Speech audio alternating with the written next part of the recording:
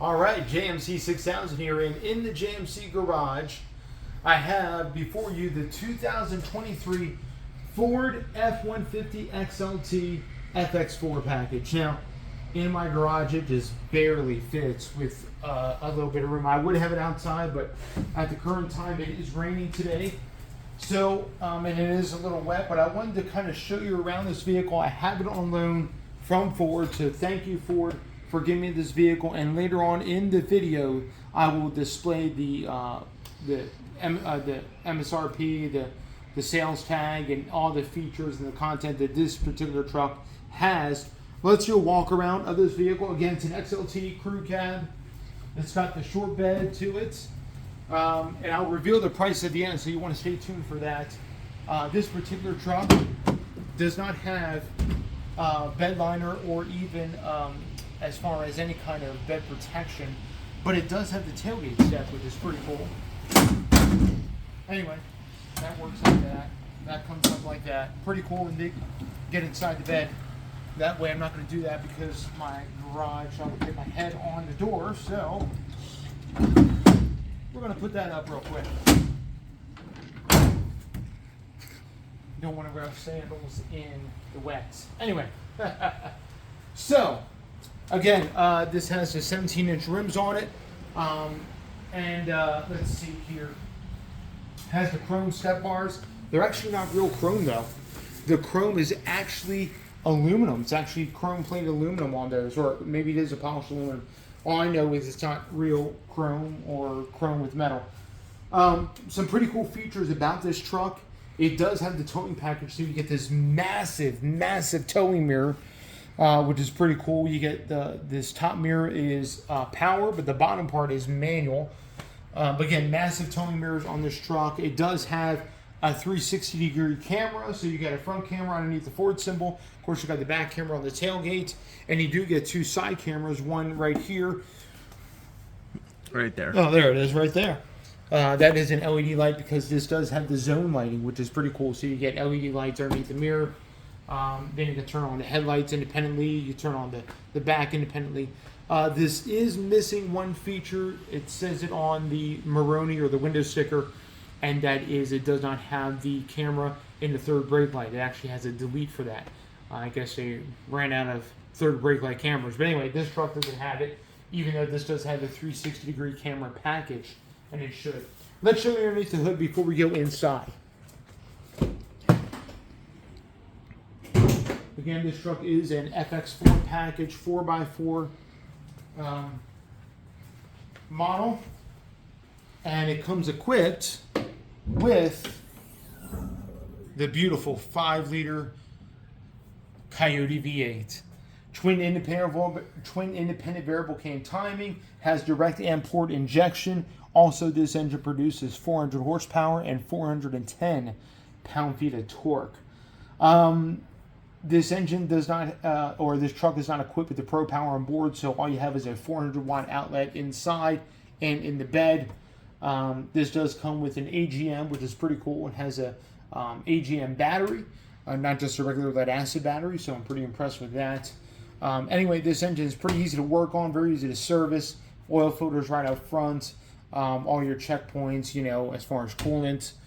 You have your brake fluid over there. You can add your engine oil right here.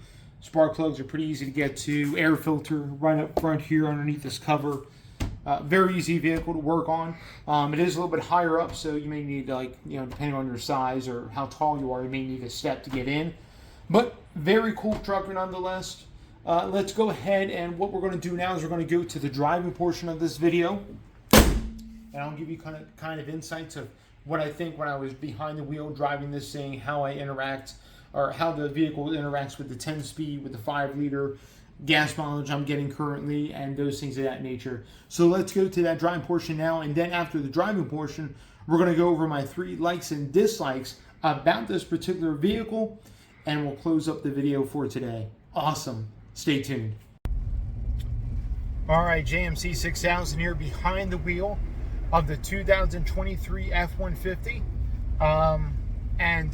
Just wanted to say just a couple remarks as I'm driving behind the wheel right now. it is raining, so you will be hearing rain hitting the windshield and different things. So a couple things behind the wheel that I kind of want to make mention. Now, again, this truck is not only a 23, but it's equipped with the 5.0 XLT, as you can tell by the cloth seats behind me, and also with the 10-speed automatic. So a couple things I want to point out. As far as gas mileage, I put a little over, I would say about almost 70 miles already on this truck, as it's on loan to me from Ford. Appreciate Ford letting me use this truck here for a couple days. And out of those 70 or so miles going back and forth to my house in Spokane, I've been averaging right about 19 miles to the gallon. So one of the downsides of getting the V8 is not the greatest miles per gallon, and this is running in eco mode. I'm not running in sport mode, normal mode. This is all eco. You know, the 10-speed doing its thing, trying to get the highest gear possible in eco mode, and this is what it's getting, 19 miles to the gallon. Anyway, this particular truck has a big 36-gallon tank. So theoretically, with certain fuel mileage, I mean, I've seen upwards of 22 on the highway on this truck, but on average with city and highway, it's about right at 19, maybe 19 and a half miles per gallon. So not too bad. I've seen worse, but not too bad. But anyway, this is what the truck is going to get. A couple of things to note with the 10-speed as I'm driving. The 10-speed, now this truck was delivered to me, it only had 20 miles on it, so pretty much brand new. I put it roughly about, I would say almost 80 miles on it so far, 75 to 80 miles. The 10-speed can be a little bit jerky. I know it's an adaptive learning transmission. It learns as you drive how your throttle is, what different things, what inputs you're going to do. So definitely an adaptive learning transmission. But at times it can be a little jerky. I'm sure it'll smooth out over time. I've only noticed like once or twice maybe a rough downshift, and that's not when I'm accelerating, it's when I'm slowing down. But most of the times the 10-speed is pretty smooth. Sometimes it can be a little jerky, going on the throttle, shifting up in some gears. But other than that, it's a smooth runner. Love the power of the 5-liter, even in eco mode. It doesn't hamper the power of the 5-liter. I have to check the rear end gears. I believe they're 315s in this truck. They're pretty low, but I'm sorry, pretty high.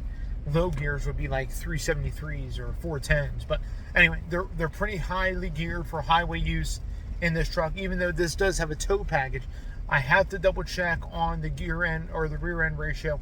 I will make sure I check that in my final conclusion video as we go over the price tag and everything else. But again, driving impressions, I love how stable this truck is. I love the feeling that it gives you. It's nice and stable, very smooth when stopping.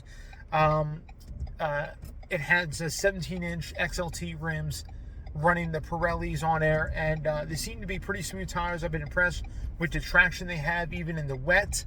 So been impressed with that. And I'll show you the gauge cluster. This truck, that guy right there, very nice gauge cluster. Love the color in green, kind of the interior here. I'm going to go over the interior here in a little bit, but anyway, there you go. If you have any questions, comments, let me know, and I'll give my final thoughts here in the next videos. Awesome. All right, so now we're at the end of the video, and I wanted to finish up with my 3 likes and dislikes about this F-150. I already did the driving portion. You already saw that, and you kind of saw my gas mileage and everything. Again, averaging right around 19 miles to the gallon with almost 100 miles on the truck that I've put on it so far in the past couple of days. But let's kind of go over my highlights of this truck. So, in fact, I want to... Oh, we got it. Wanted to turn the interior lights on, so you kind of can see a little bit better of this interior. So, a couple highlights I wanted to do. Again, this is an XLT. This is not the XLT high group. This is an XLT mid group as far as option package. So it is missing some features. I still got to use a key to start up the vehicle. It doesn't have push button start. That would be the next level up in the XLT high group. This particular truck is kind of equipped very well. It does have Sync 4. We can actually turn that on. And in fact, let's go through some of the highlights and features of this truck. Again, I would think number one high feature about this truck has to be the Sync 4 system. What's nice is it got wireless Android Auto, wireless Apple CarPlay, and what's amazing about that is it connects via my phone very, very quickly. In fact, it should recognize my phone here pretty quick, and it should connect here momentarily with Android Auto. And my phone is actually in my house right now. I don't even have it in the truck. There it is. Android Auto just popped up. So pretty cool. It automatically connects, and that's pretty amazing. Also, another highlight about this truck is the interior is actually comfortable. Very comfortable interior. This has a nice padded armrest right here because it comes equipped with the center console. Also a first aid kit. Pretty cool. Again, nice padded center armrest. The door actually has padding on the door where you put your arms. Very nice. Some stitching there. Even the top portion of the door is slightly padded, which is very nice as well. It's not on the level of Ram, but it is pretty close. I mean, Ford has done better with the interiors in quite a few years, and they've done better here as of late. So again, some nice highlights in the XLT. It's not a total bargain basement truck. You do have some nice silver painted plastic in here, some chrome finishes on the end here with the American flag. Again, Sync 4 and some other features which are nice. Beautiful LED lighting in here, and some other very nice center console and those things. So, like I said, it's very well equipped. So again, first highlight would be the Sync 4 system. I truly appreciate that. It's a nice upgrade from my Sync 3 and the Maverick. Do like the Sync 4, and then also it'd be nice if I had the bigger screen. But you know, the XLT, this trim level gets only the 8-inch screen.